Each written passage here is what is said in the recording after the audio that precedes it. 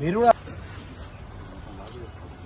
పిల్లలు పాపం ఆసుపత్రి పాలయ్యారు. 42 మంది సూసైడ్ చేసుకొని చచ్చిపోయారు. ఈ బోర్డులు కడుతున్నారు. కలెక్టర్లు అయ్యారు, డాక్టర్లు అయ్యారు, ఇంజనీర్లు అయ్యారు. ఇప్పుడు దాంట్లో ఏమన్నా మేము ఎత్తుకొచ్చేది వాళ్ళకి కూడా భయం ఉంటుంది కదా. అది అధికారులు లోపల చేయాలి.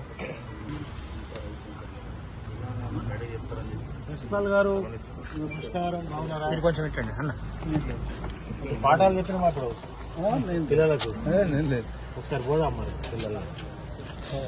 కలెక్టర్ పర్మిషన్ కావాలి. నేను అంటే నేను ఒక మాజీ ఎమ్మెల్యే.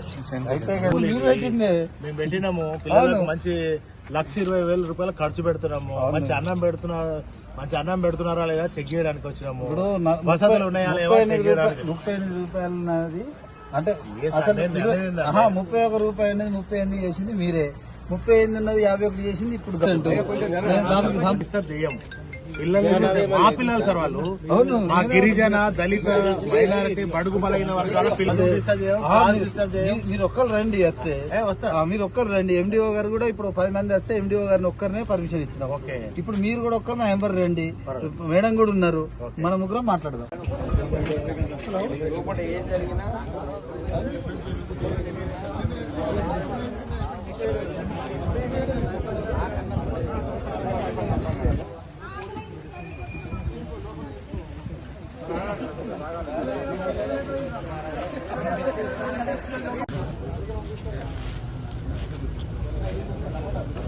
భాగంగా ఇవాళ బోయినపల్లి మండలానికి సంబంధించినటువంటి గురుకుల పాఠశాలను సందర్శించడం జరిగింది. ఈ రాష్ట్ర వ్యాప్తంగా మరి గురుకుల పాఠశాలలలో ఇప్పటికీ కొన్ని వేలాది మంది ఫుడ్ పాయిజన్ అయి ఆసుపత్రుల పాలైనటువంటి సందర్భం.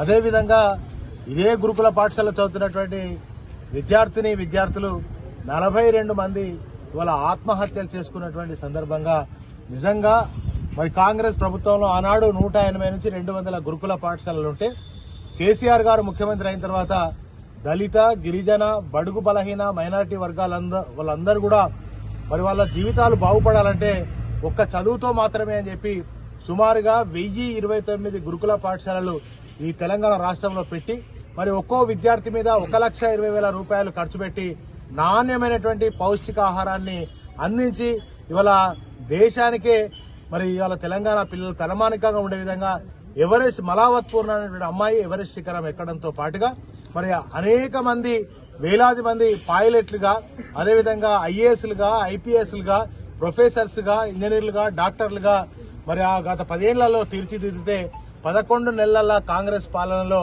ఇవాళ వీళ్ళ విద్యార్థుల జీవితాలు చిన్నాభిన్నం అయిపోయి ఇక పురుగులన్నం. మరి నాడేమో పౌష్టికాహారం కేసీఆర్ గారి నేతృత్వంలో పౌష్టికాహారం ఉంటే ఈ రోజు కాంగ్రెస్ 11 నెలల పాలనలో పురుగులన్నం పెడుతున్నటువంటి మరి పరిస్థితి కాంగ్రెస్. మార్పు అంటే పురుగుల అన్నం పెట్టడమేనా మార్పు? అదేవిధంగా పిల్లలు ఆత్మహత్య చేసుకునే స్థాయికి తీసుకురావడమేనా మార్పు? అదేవిధంగా పిల్లలు గురుకుల పాఠశాలలో గతంలో గురుకుల పాఠశాల సీటు కావాలంటే ఎమ్మెల్యేలు, మంత్రుల పైరేవులు ఉండేటి. ఓ లెటర్ ఇచ్చుకొని సీటు ఇందులో రావాలని కోరుకునేవాళ్ళు. కానీ ఇవాళ గురుకుల పాఠశాల తిరిగి ఇళ్లలో పోయి మళ్ళీ ఎక్కడో చదువుకునేటువంటి పరిస్థితిని ఇలా కాంగ్రెస్ ప్రభుత్వం కల్పిస్తున్నది. అంతేకాకుండా ఈ విధంగా మరి గురుకుల పాఠశాల ఆత్మహత్యలు జరుగుతున్నాయి.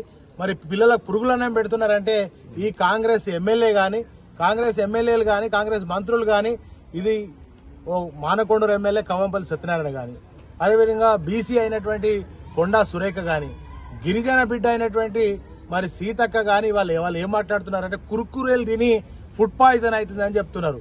అంతేకాకుండా మరి మీ ఇళ్లలో ఫుడ్ పాయిజన్ కాదా, హోటళ్లలో తింటే ఫుడ్ పాయిజన్ కాదా అని ఈ దరిద్రపు ఎమ్మెల్యేలు, దరిద్రపు మంత్రులు మరి వాళ్ళు అసలు దళితులైనా, గిరిజనులైనా, మరి ఆ సామాజిక వర్గంలో పుట్టినరా? ఈ పిల్లల బాధలు తెలుసుకోకుండా, వాళ్ళ గోసలు తెలుసుకోకుండా వాళ్ళు ఇప్పటివరకు తెలంగాణ రాష్ట్రంలో ఒక మంత్రి కానీ, ఒక ఎమ్మెల్యే కానీ ఇంత జరుగుతున్న రాష్ట్ర వ్యాప్తంగా మరి ఇప్పటి వరకు సందర్శించలే, వాళ్ళ బాగోగులు అడగలే. మరి ఇవన్నీ కూడా ఇంకా మేము గురుకుల పాఠశాలను సందర్శిస్తున్నామంటే భయపడుతున్నారు. ఎందుకని నిర్బంధాలు, అరెస్టులు ఎందుకు? ఇవన్నిటికీ మీకు భయం వేస్తున్నది. అంటే గురుకుల పాఠశాలను సరిగా మెయింటైన్ చేయలేక, సరిగా వసతులు కల్పించలేక, వాళ్ళకి సరిగా డ్రెస్సులు ఇవ్వలేక, సరిగా అన్నం పెట్టలేక, పట్టెడు అన్నం పెట్టండి అని అంటే అరెస్టులు చేస్తారండి. పట్టెడు అన్నం పెట్టమంటే అరెస్టులు చేస్తా ఉన్నారు. కనుక కాంగ్రెస్ ప్రభుత్వం ఇప్పటికైనా మారండి. ఇవాళ ఆర్ఎస్ ప్రవీణ్ కుమార్ గారిని నోటి మీద ఎటువంటి తట్టు మాట్లాడు, కేటీఆర్ గారిని, హరీష్ రావు గారిని మాట్లాడడం కాదు.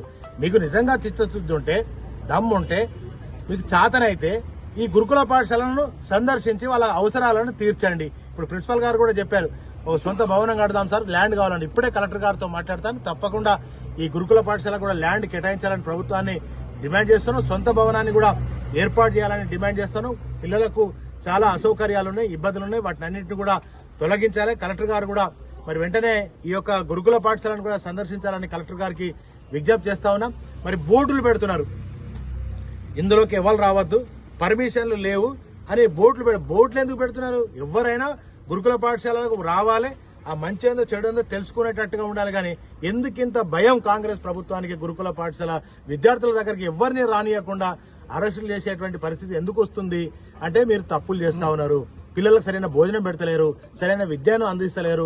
పిల్లలు ఆసుపత్రుల పాలైనా కూడా వాళ్ళని పట్టించుకునేటువంటి పాపాన పోతలేరు. కనుక మరి ఇవాళ రేవంత్ రెడ్డి సర్కార్ను ఒకటే డిమాండ్ చేస్తా ఉన్నా, హెచ్చరిస్తా ఉన్నా, గురుకుల పాఠశాల చదివేటువంటి